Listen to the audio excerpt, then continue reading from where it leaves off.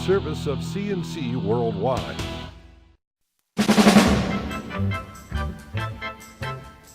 The Daily is a service of CNC News and Jib Jab Greetings. I'm Bud Lowell. Your full AccuWeather forecast is right across the top of all CNC local news pages. New York's biggest teachers union has gone to court to overturn the state's property tax cap law, or as the union puts it in its news release, to protect public schools and students. The 2% annual limit on growth of local property taxes was approved 2 years ago. NYSUT has criticized it from the start. New York State United Teachers says it hurts education in the state's poorer school districts. To go over the cap, a school district needs 60% of its voters to approve the budget in the annual spring referendum. New York State United Teachers says that's unconstitutional because it limits the control local school boards and voters have over their budgets. In court papers filed Wednesday morning, NYSUT says the cap locks into law the spending disparity between wealthy and non-wealthy communities.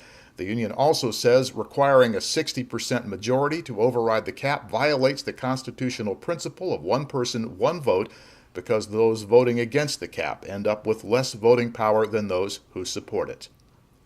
The Genesee County Sheriff's Department says a Darien man died Wednesday morning when his car collided head-on with an SUV. The victim of the 6 a.m. crash has been identified as 25-year-old Timothy Baczynski. The SUV driver was injured and taken to the Erie County Medical Center. The cause is under investigation. An Irondequoit Town Board vote Tuesday night has cleared a major hurdle for the I-Square project. By unanimous vote, the town approved a 25-year pilot, a payment in lieu of taxes agreement for the project. That's a property tax abatement deal that makes it more affordable for the developers, Mike and Wendy Nolan, to fund the project. This was the third time the town and the Nolans had tried to reach an agreement.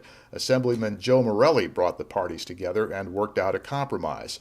I-Square is the redevelopment of the Cooper Road Titus Avenue area into a mixed-use residential, office, and commercial district. 7 new buildings will eventually go on the site, and there will be public space for community events. It will be built over a period of some years. Some of the existing businesses on Cooper Titus will get new space in the project. Some of the old commercial strip has already been torn down. Speaking of pilot agreements, Monroe County's Industrial Development Authority, COMEDA, has approved one for the College Town Rochester project. College Town is the $61 million redevelopment of Mount Hope Avenue next to the University of Rochester campus. The City of Rochester backed the tax reduction deal and is partnering with the U of R to redevelop the 14-acre site. All the existing buildings on that land will be taken down. In their place goes a large-scale mixed-use community that will have retail, office, residential, hotel, and parking facilities. The university gets a better front door into its campus, and the city gets the benefits of a strengthened neighborhood economy. The project will include a Barnes & Noble bookstore and some new university buildings. At the same meeting on Tuesday, COMEDA approved a tax deal for development of a new Tops Market in Irondequoit. Morgan Depot Plaza LLC will get sales tax exemptions for their renovation of the former Kmart Plaza on East Ridge Road into the new Tops. This one is a $16 million project. Tops wants to move from its current location at East Ridge and Goodman because the zoning won't allow it to have a gas station there. The new Tops business model calls for all their stores to have fueling stations. And before we get done with Irondequoit, another major development from that Irondequoit Town Board meeting Tuesday. The board passed a resolution authorizing construction of a new library. Voters now get to decide the issue in a special referendum April 23rd. Replacing the 2 existing branch libraries in Irondequoit with a new central library has been under discussion for 10 years. The new library will be located at the Town Hall campus at Titus and Kings Highway. It'll be a 3-story, 60,000 square foot building, about a $13 million project. The town plans a capital fund drive to pay for it and will borrow the rest. The town has meetings on the new library plan set for March 6th and March 26th at Town Hall. In Brighton, the town says it's reached an agreement with the Henrietta Fire District to provide fire protection for West Brighton. The Rochester Fire Department is currently covering the west side of town under an agreement reached last August when the town got into a dispute with the volunteer West Brighton Fire Department. The town is still in litigation with the West Brighton Department, trying to get the courts to order them to turn their fire station on West Henrietta Road over to the town. Brighton's supervisor says this will give West Brighton the best possible fire and emergency service and be cost effective. The town board plans a vote on the plan February 27th.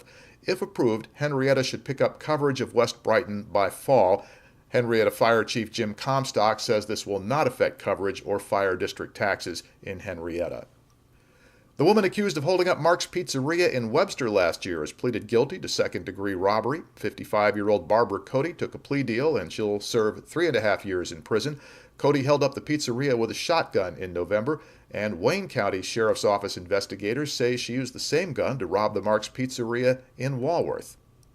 And a former counselor of the Hillside Children's Center has been sentenced to 6 months in the Monroe County Jail, followed by 10 years probation after pleading guilty to sexual abuse charges, and he'll have to register as a sex offender.